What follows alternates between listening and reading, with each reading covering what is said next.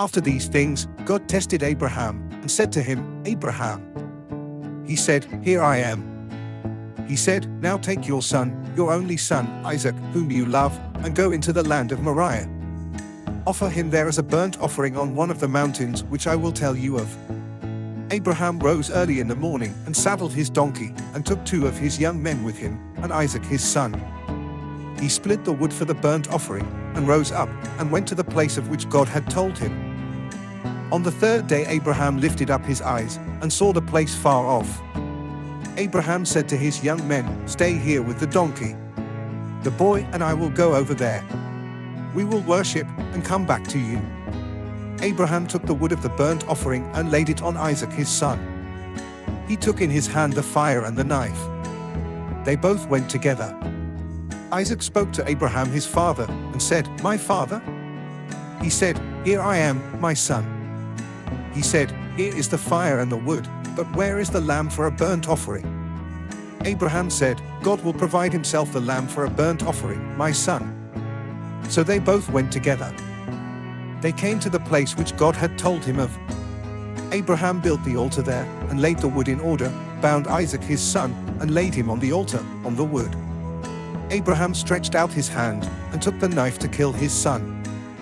Yahweh's angel called to him out of the sky, and said, Abraham, Abraham. He said, Here I am.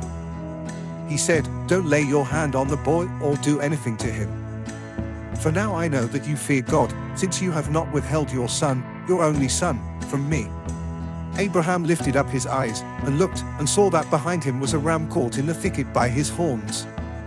Abraham went and took the ram, and offered him up for a burnt offering instead of his son. Abraham called the name of that place, Yahweh will provide.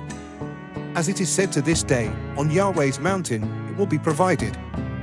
Yahweh's angel called to Abraham a second time out of the sky, and said, I have sworn by myself, says Yahweh, because you have done this thing, and have not withheld your son, your only son, that I will bless you greatly, and I will multiply your offspring greatly like the stars of the heavens, and like the sand which is on the seashore. Your offspring will possess the gate of his enemies.